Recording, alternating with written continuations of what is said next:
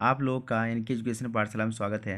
आज इस टॉपिक में कवर करेंगे बिहार दरोगा, BPSC, RRB, NTPC, SSC, police इत्यादि एग्जाम में पूछे जाने वाले सामान्य अध्ययन के क्वेश्चन जो आने वाले एग्जाम में आपको इससे बहुत फायदा होगा। तो चलिए बिना समय गंवाए हुए हम 50 क्वेश्चन को देखते हैं। आपका फर्स्ट क्वेश्चन है, पायरोमीटर किसके मापन में प्रयोग किया जाता है? ये आपका उच्च ताप में, यानी पायरोमीटर जो है उच्च ताप को मापने के लिए किया जाता है। आपका नेक्स्ट है, डॉप्सन इकाई का प्रयोग किया जाता है तो आपका ओजोन परत की मोटाई मापने के लिए। और 16 सितंबर को भी ये आपका ओजोन दिवस मनाया जाता है, यानी 16 सितंबर को ओजोन दिवस मनाया जाता है। नेक्स्ट है, पेंडुलम को चंद्रमा पर ले जाने पर उसकी समय अवधि पर क्या फर्क पड़ेगा? यानी वो बढ़ेगा, यानी टी बराबर 2 पाई रूट में L by G, root under L by G होता है। इससे यह निष्कर्ष निकलता है कि चंद्रमा पर लोलक घड़ी ले जाने पर उसका आवर्तकाल बढ़ जाएगा, क्योंकि चंद्रमा पर जी का मान पृथ्वी के जी का मान का 1/6 होता है, यानी ये टी बराबर 2 pi root under L by G होता है। इससे हम लोग निकाल सकते हैं। नेक्स्ट है, गैस एवं द्रव में ऊष्मा का स्थानांतरण किस विधि के द्वारा होता है? ये आपका संवहन विधि के द्वारा होता है। इसी पर यहाँ पे अगर पूछता ठोस में, तो ठोस में आपका चालन विधि से होता है।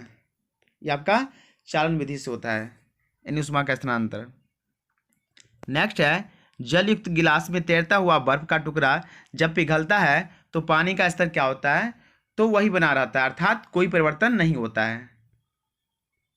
नेक्स्ट है, वायुमंडल के ऊपरी भाग में ओजोन परत हमारी रक्षा करती है, तो ये आपका परावैंगनी किरण से ओजोन परत हमारी रक्षा करती है, यानी O3 इसका सूत्र होता है। ये नेक्स्ट है, इंडोस्कोप यानी अंतर्दर्शी किस सिद्धांत पर कार्य करता है? तो आपका प्रकाश के पूर्ण आंतरिक परावर्तन के कारण होता है, यानी total internal reflection of light. Next है, वाहन के पीछे वाली वस्तुओं को देखने के लिए किस दर्पण का प्रयोग किया जाता है? यह आपका उत्तल दर्पण, यानी वाहन के पीछे वाले वस्तुओं को देखने के लिए हम लोग उत्तल दर्पण का प्रयोग करते हैं, यानी साइड मिरर के रूप में। नेक्स्ट है, डायनमो परिवर्तित करता है, यह आपको यांत्रिक ऊर्जा को विद्युत ऊर्जा में परिवर्तित करता है। इसी जगह यहाँ पे आपसे पूछता मोमबत्ती, आपका मोमबत्ती, तो ये आपका जो है रासायनिक ऊर्जा को ये प्रकाश ऊर्जा और ऊष्मा ऊर्जा में ये चेंज करता है। आपका माइक्रोफोन पूछता तो माइक्रोफोन, तो ये आपका ध्वनि ऊर्जा को ये जो है विद्युत ऊर्जा में ये चेंज करता है।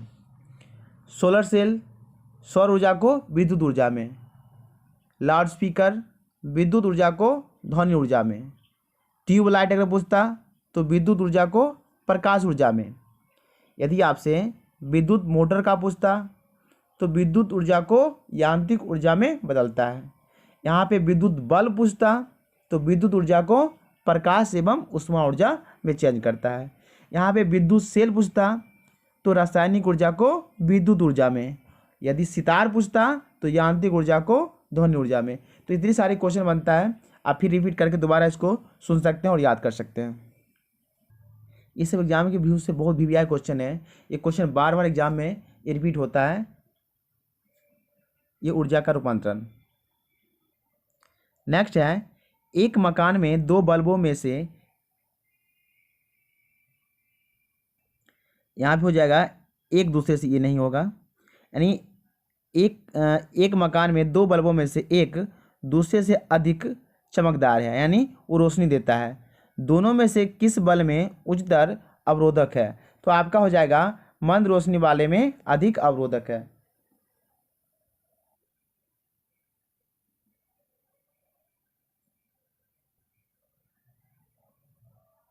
नेक्स्ट है, अशुद्ध कपूर को शुद्ध किया जाता है किस विधि के द्वारा? ये आपका ऊर्ध्वपातन के द्वारा शुद्ध किया जाता है, यानी ऊर्ध्वपातन। नेक्स्ट है, समुद्री जल को किस प्रक्रिया द्वारा शुद्ध किया जाता है? यह आपका आसवन प्रक्रिया के द्वारा शुद्ध किया जाता है। नेक्स्ट है, पुरानी किताबों का कागज भूरा किस कारण होता है? आपका सेलुलोज के ऑक्सीकरण के कारण होता है। नेक्स्ट है, मोम का गलना कौन सा परिवर्तन है? आपका भौतिक परिवर्तन है। यदि यहाँ पे आपसे पूछता मोम का जलना, तब ये आपका रासायनिक परिवर्तन हो जाता है। यानी भौतिक परिवर्तन उसको हम बोलते हैं जो पुनः उसको प्राप्त कर सकते हैं, लेकिन रासायनिक परिवर्तन में क्या होता है कि उसको पुनः प्राप्त नहीं करते हैं। जिस तरह से दूध का दही बनना, फिर दही से हम दूध नहीं बना सकते हैं। और यहाँ पे जैसे हो गया पानी का बर्फ बनना, तो ये आपका भौतिक परिवर्तन है। क्यों?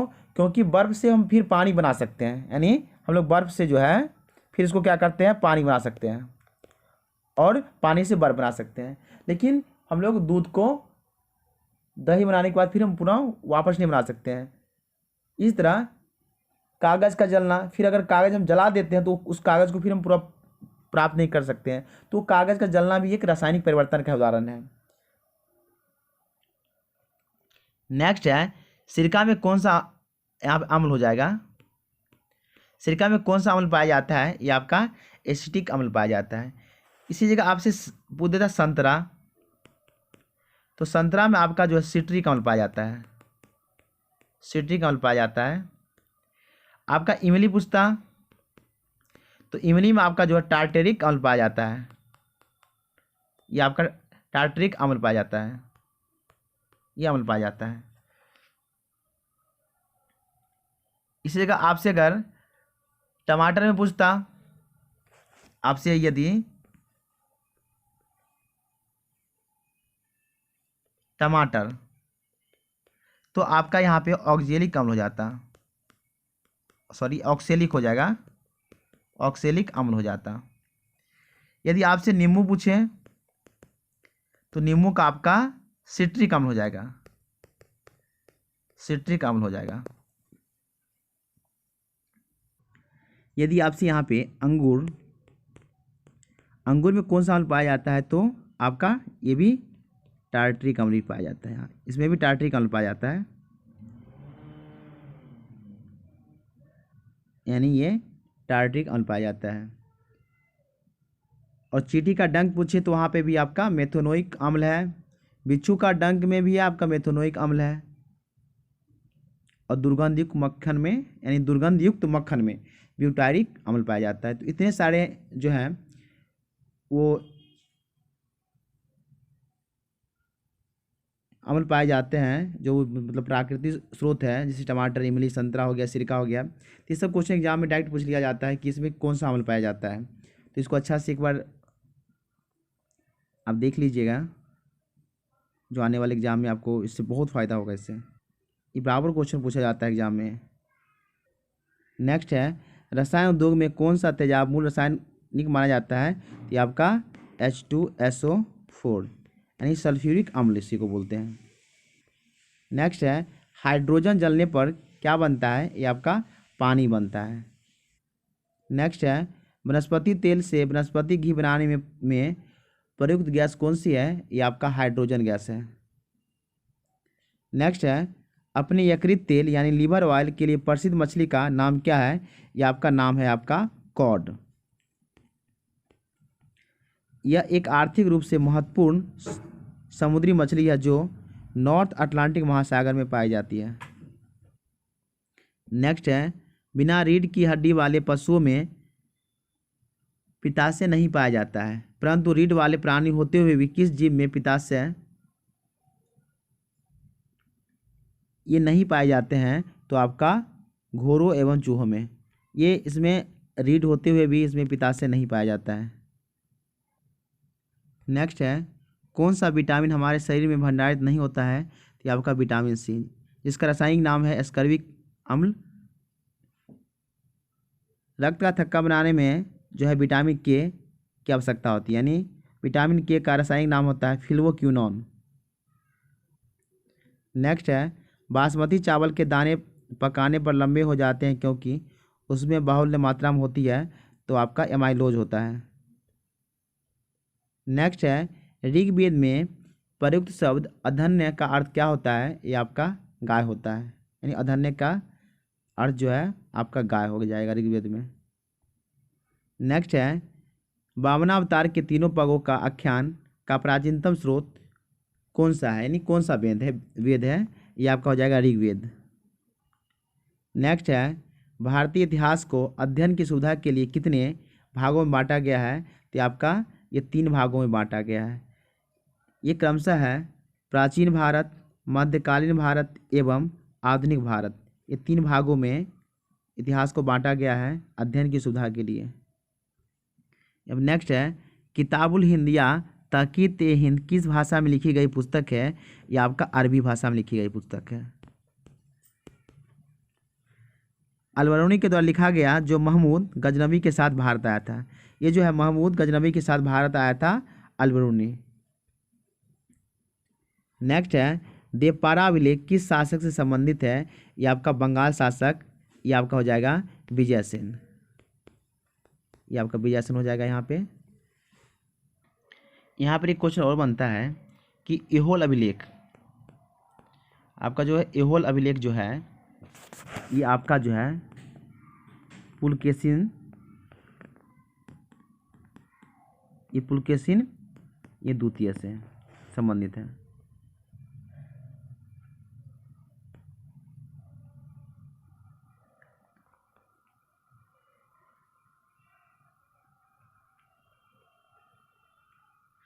यदि आपसे यहाँ पे पूछ दिया जाए प्रयाग स्तंभ लेख, प्रयाग स्तंभ लेख किससे संबंधित है, ये आपका समुद्रगुप्त से है, ये आपका समुद्रगुप्त से है। यदि आपसे भीतरी एवं जूनागढ़, आपका जूनागढ़ अभिलेख पूछ दिया जाए तो ये आपका स्कंदगुप्त से है, स्कंदगुप्त अभिलेख से है। इसी तरह आपका नासिक अभिलेख पूछे तो गौतमी बलश्री, जूनागढ़ अभिलेख पूछे तो रुद्रदामन से, हाथी गुफा अभिलेख पूछे तो कलिंगराज खारवेल से, मंदसौर अभिलेख पूछे तो मालवा नरेश यशोवर्मन से संबंधित है, और ग्वालियर अभिलेख पूछे तो प्रत्याहार नरेश भोज। तो इतने सारे जो है अभिलेख और शासक से संबंधित हैं, तो इसको देख लीजिएगा दोबारा, फिर एक बार में नहीं याद होता है तो फिर दोबारा देखेंगे तो अच्छा से याद हो जाएगा। ये क्वेश्चन बार बार एग्जाम में पूछे जाते हैं, ये सभी इससे रिलेटेड। नेक्स्ट है किस चीनी जनरल ने कनिष्क को हराया था, पेंचुआ, पेंचुआ जो था वो कनिष्क को हरा दिया था, ये चीनी जनरल था।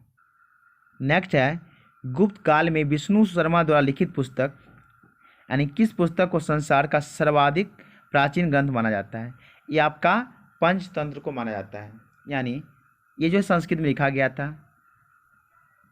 ये जो है बाइबिल के बाद इसका जो है दूसरा स्थान, यानी इसका दूसरा स्थान है पंचतंत्र का।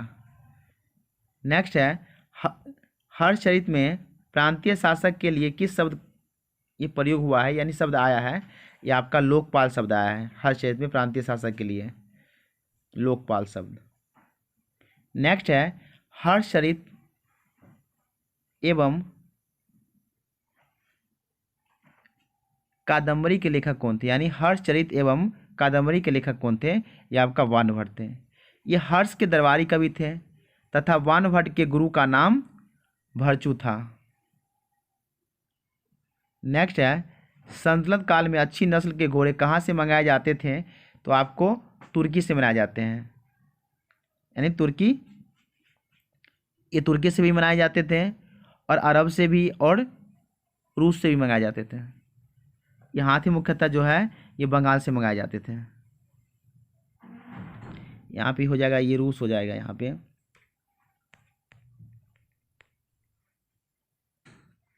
नेक्स्ट है औरंगजेब के गुरु कौन थे, ये आपका मीर मोहम्मद हकीम थे। औरंगजेब को ही जिंदा पीर कहा जाता है, जिंदा पीर। नेक्स्ट है हुमायूं के मकबरे को ताजमहल का क्या माना जाता है, ये आपका पूर्ववर्ती रूप माना जाता है। नेक्स्ट है जिंदा पीर किस शासक कहा जाता है, तो आपका औरंगजेब को कहा जाता है, यह सुन्नी धर्म को मानता था। शिवाजी ने सूरत को कब कब लूटा था, तो ये आपका 1664 ईस्वी एवं 1670 ईस्वी लूटा था, यानी 1664 ईस्वी एवं 1670 ईस्वी में लूटा था सूरत को शिवाजी ने। नेक्स्ट है, शिवाजी को तोपें किसने प्रदान की थी? ये आपका अंग्रेजों ने। नेक्स्ट है, रविवार की छुट्टी की शुरुआत किसके काल में हुई थी? ये आपका लॉर्ड एलनबरो के शासनकाल में 1843 में रविवार की छुट्टी की घोषणा हुआ था। यानी लॉर्ड एलनबरो का जो शासनकाल था वो 1842 से 1844 ईस्वी तक था। आपका नेक्स्ट है, तीनों गोलमेज सम्मेलन के समय इंग्लैंड के प्रधानमंत्री कौन थे? ये आपका आंसर हो जाएगा जेम्स रैमजे मैकडोनाल्ड।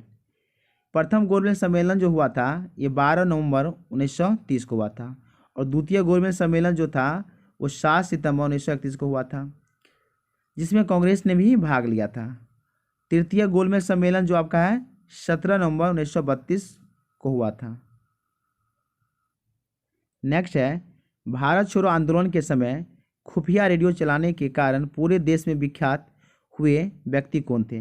ये आपका आंसर हो जाएगा उषा मेहता, यानी ये उषा मेहता थे।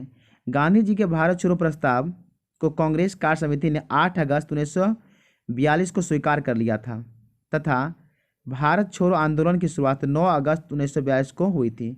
इसी आंदोलन में गांधी जी ने करो या मरो का नारा दिया था, यानी करो या मरो का नारा गांधी जी के द्वारा ही दिया गया था। नेक्स्ट है, आत्मीय सभा की स्थापना किस महान व्यक्ति ने किए थे? तो आत्मीय सभा की स्थापना जो था वो आपका ये 1815 ईस्वी में हुआ था। ये राजा राम मोहन राय ने किए थे, मोहन राय, यानी आत्मीय सभा की स्थापना राजा राम मोहन राय ने किए थे। और इसके साथ साथ जो है वो वेदांत कॉलेज की भी स्थापना किए थे वो 1825 में, और ये ब्रह्म समाज की भी स्थापना किए थे ये आपका 1828 ईस्वी में। नेक्स्ट है, भारत में होम रूलिंग 28 अप्रैल 1916 को बेलगांव यानी पूना में ये किसने स्थापना किया था? यहाँ पर जो है किसने स्थापना किया था? तो आपका बाल गंगाधर तिलक ने किए थे। यदि आपसे एनी बेसेंट द्वारा जो है मद्रास में होम रूलिंग की स्थापना 1916 में किया गया था, तो मद्रास वाला हो जाएगा एनी बेसेंट, और जो बेलगांव यानी पूना में किए थे वो आपका बाल गंगाधर ये आपका तिलक ने किए थे। आपका लेप्चा या लिम्बू किस राज्य की जनजाति है? ये आपका सिक्किम का, ये दोनों आपका सिक्किम का, लेप्चा और लिम्बू जनजाति। नेक्स्ट है, राज्य के नीति निर्देशक तत्व एक ऐसा चेक है जो बैंक की सुविधा अनुसार अदा की जाएगी, यह कथन किस व्यक्ति का है? यह आपका केटी शाह का है। नेक्स्ट है, किसी अनुदान की मांग राष्ट्रपति की सिफारिश पर की जाएगी अन्यथा नहीं, यह किस अनुच्छेद में कहा गया है? यह आपका अनुच्छेद 113 का 3 में कहा गया है। नेक्स्ट है, किसी राज्य में विधान परिषद की स्थापना और समाप्ति का प्रावधान किस अनुच्छेद में दिया गया है? ये आपका अनुच्छेद 169 में दिया गया है। नेक्स्ट है, साथी पहल का संबंध ये किससे है? विज्ञान एवं प्रौद्योगिकी विभाग से है। नेक्स्ट है, किस देश के वैज्ञानिक ने जीपीएस का इस्तेमाल किए बिना पहला रोबोट बनाया है? ये आपका फ्रांस देश ने। नेक्स्ट है, हाल ही में भारतीय चुनाव आयोग ने जननायक जनता पार्टी को किस पार्टी के रूप में मान्यता दी है? तो राज पार्टी के रूप में मान्यता दी है रूप में। नेक्स्ट है, चमन परियोजना भारत में किस क्षेत्र में अंतरिक्ष प्रौद्योगिकी के उपयोग का उदाहरण है? ये आपका बागवानी से है। नेक्स्ट है, हाल ही में किस देश ने 100 भाषाएं बोलने और समझने वाला एक रोबोट विकसित किया है? यह आपका ईरान देश ने। Thanks for watching. वीडियो अच्छा लगे तो लाइक शेयर और कमेंट करना ना भूलें।